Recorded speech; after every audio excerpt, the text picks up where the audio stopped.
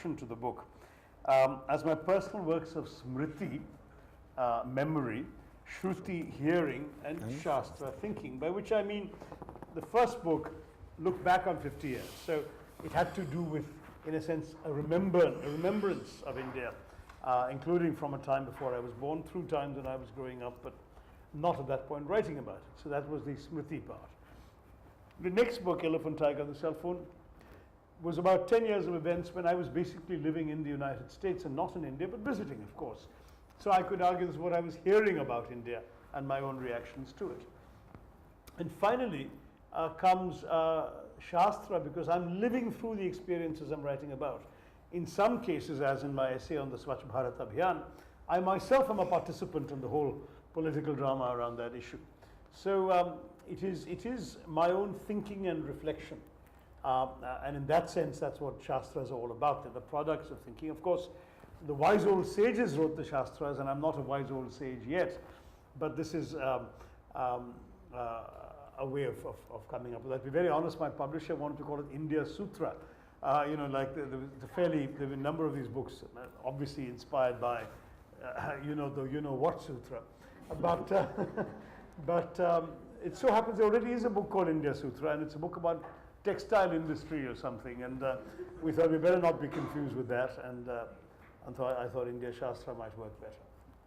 So talking about youth and youthfulness, how important is age to you? In one of the pieces you've written beautifully about the seemingly inconsequential 50, turning 50 years of age, where you talked about being called young, up and coming, an exciting new talent.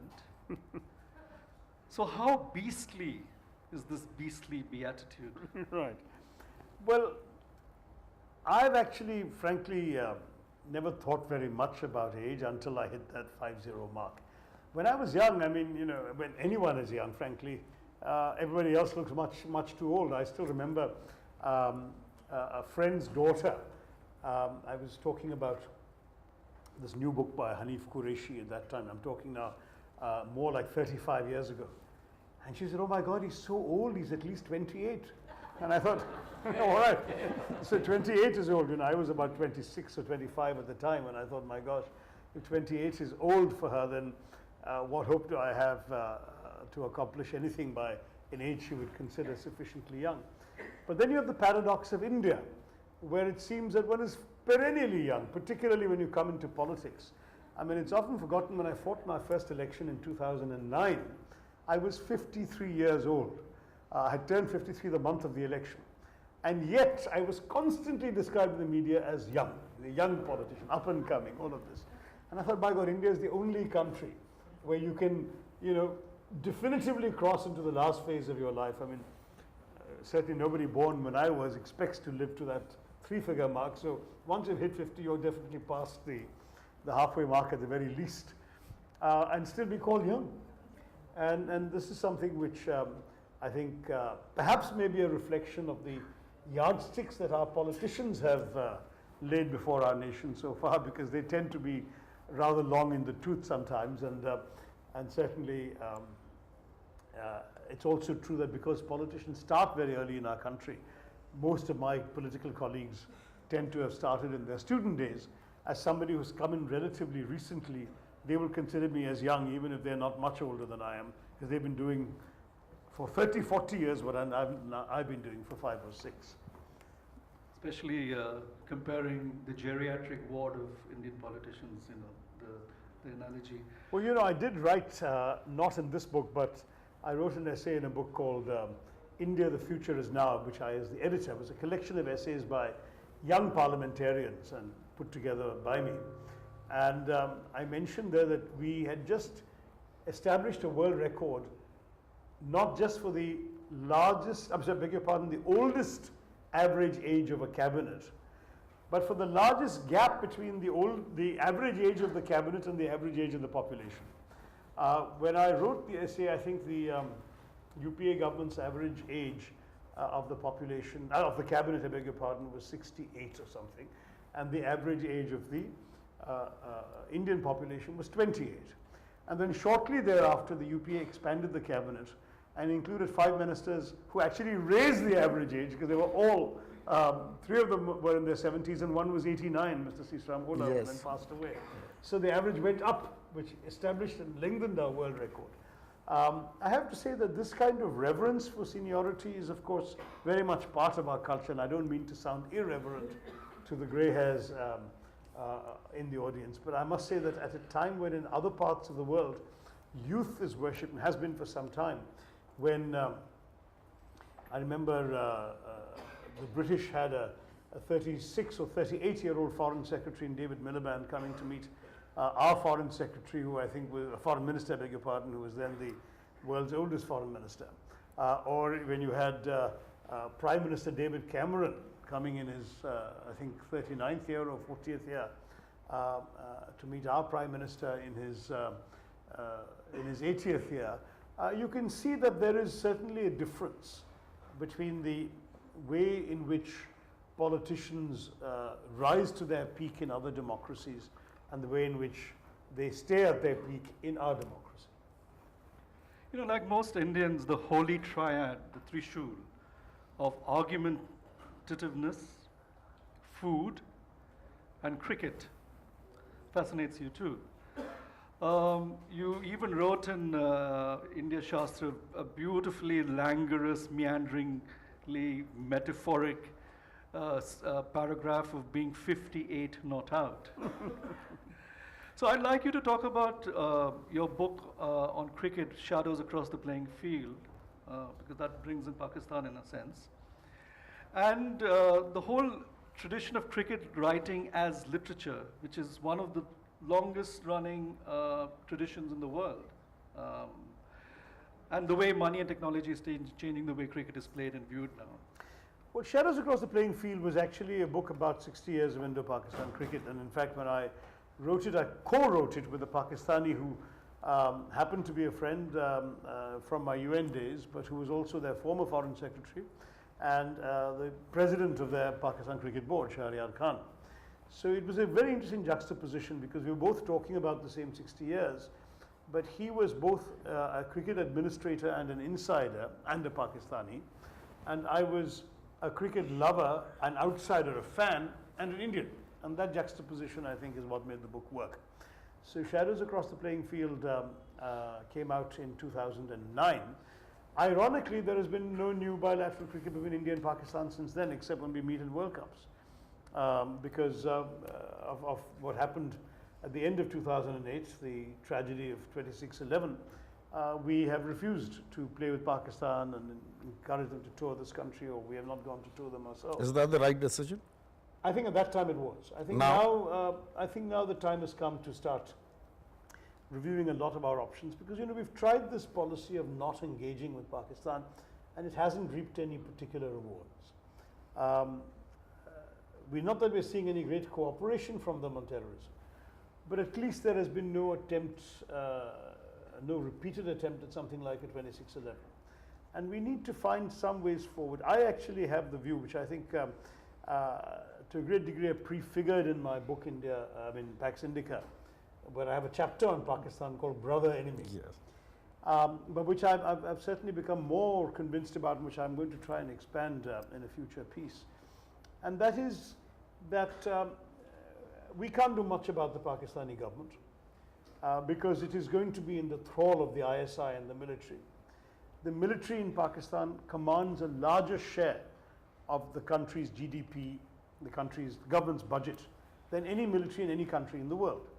And obviously they're going to want to keep a simmering hostility going to justify their disproportionate share of resources in their society and their economy.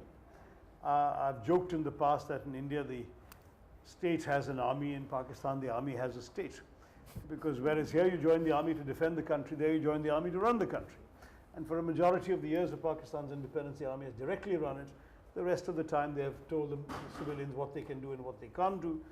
And if you join the military, even after retirement, you're very well looked after, because the Pakistani military is like a limited company as well. They are into real estate, they're into import-export, they have petrol stations, they have universities, they have think tanks. So you're basically made for life in the military, and they're not going to give up that kind of stranglehold of that society unless there are internal forces in Pakistan coming. So how do we help those internal forces? To my mind, taking the hostile attitude of saying, no, you can't come, we won't give you visas, we won't have cricket tours, we won't have much relations, actually doesn't help us advance this objective. It actually enables the military to continue with its hostility unchecked, because we are not doing enough to create a constituency within Pakistan for normalcy and for indeed good relations. My attitude would be, let's open up the visa space. Let's just promote people-to-people contact. Already we have been more generous than them. We've had Pakistani actors and singers coming to Bollywood. And commentators, and commentators as well. Yeah. And cricket coaches, because Yeah. Wasim Akram, I think, is coaching an IPL team and so on. Let's do that, let's multiply it now. Let them come in large numbers. People say, oh, but what happened 2611? I said, well, then no one applied for a visa before doing 2611. They came without that. Whereas here, when they apply for visas, we know already there's some information about them, and they can come and and it seems to me that in 99 cases out of 100, they will go away happy to have been here and excited to have been in India and with warm feelings about India. That's the experience I've had with the Pakistanis I've met. They tend to be, the more they know India, the more well disposed they are towards us. And I think if we do that, they too in turn will feel forced to reciprocate, but even if they don't, we're big enough, we can handle it.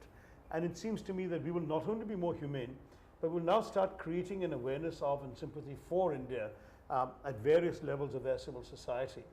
But we should also give their military some incentives. Let's start doing business with those military businesses. They're already in the business of making money, selling goods and so on. Let's do import-export with the Pakistani military business, so what? Give them a stake in not going Let's to war handle the with French first. Let's handle the French first. Give them a lease life. Well, that's Yeah. So, you know, for example, at one point they wanted to take electricity from India. Yeah. To my mind, it's a very good thing. If you can sell electricity to Lahore, will they have an incentive in going to war with us when we can cut Lahore's electricity in 1 second? So sell them electricity. We are taking, it seems to me, it seems we're taking the wrong attitude in saying we won't do these things. It's in our interest to do much more of these things. And to give them reasons not to feel that war is a viable option or hostility and terrorism are viable options against us. One of the aspects of your writing, That includes cricket, obviously. Yeah. Let's have more cricket tours. one of the aspects about your writing, humor, is often not talked about. There are excruciatingly funny bits in your work. Take, for example, the essay, which I hope you'll read from, Flying Brown and Other Joys of Airport Security. The one metaphor that leapt out to me in quote, I felt as cozy as in a check-in line as a tapeworm in an Indian intestine. Now, aside from the bowel movement illusion, of course, you know, the piece adopts humor as a serious strategy. Why don't you read some of it and then talk about that? Especially the part with the tongue cleaner and so on. All right. Page 4. Well, you know, this business of airport security has got so much worse after 9/11 in the West, because that was perpetrated by people who basically were brown, and so are we, and they can't tell the difference. So we get a lot of extra attention, as you know, as a result. Yeah, I'll read you a couple of paragraphs if you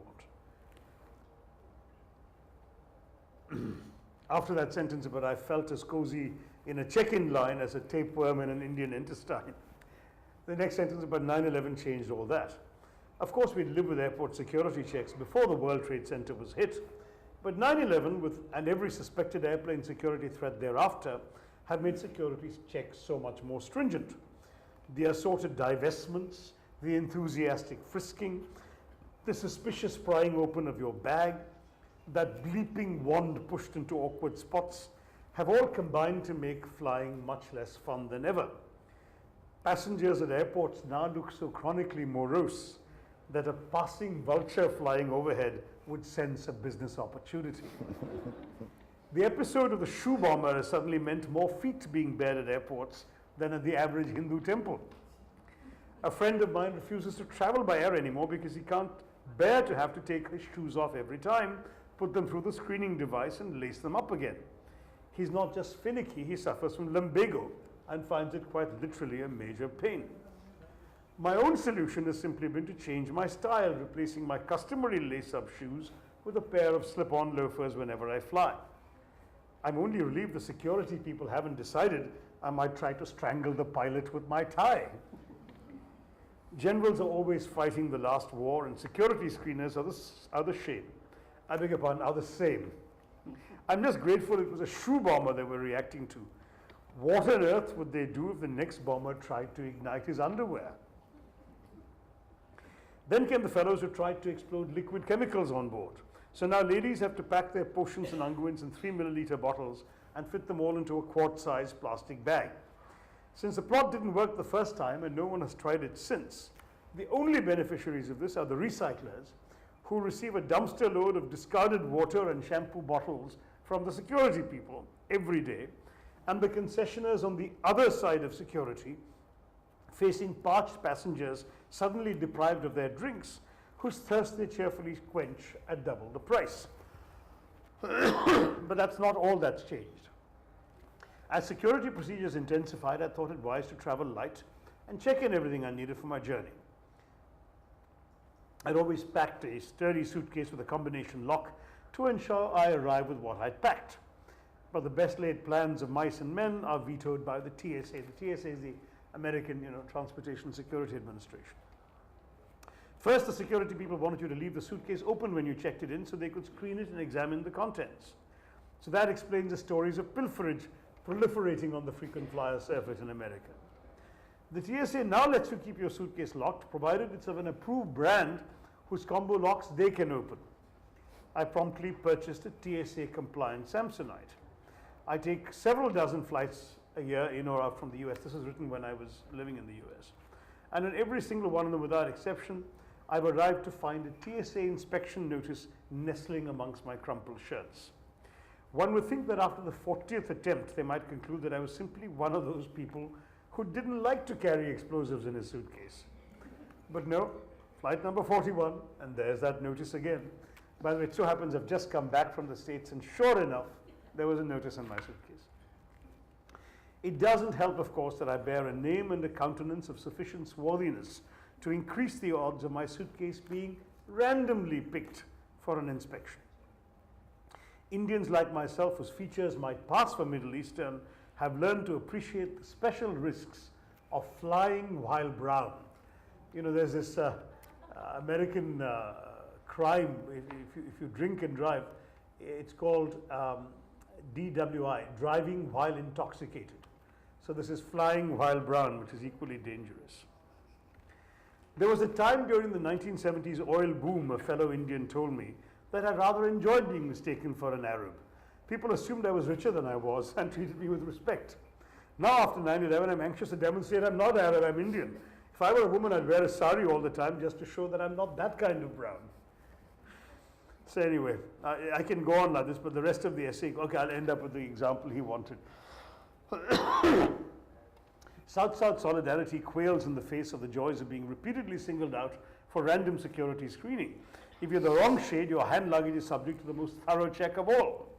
This can involve both indignity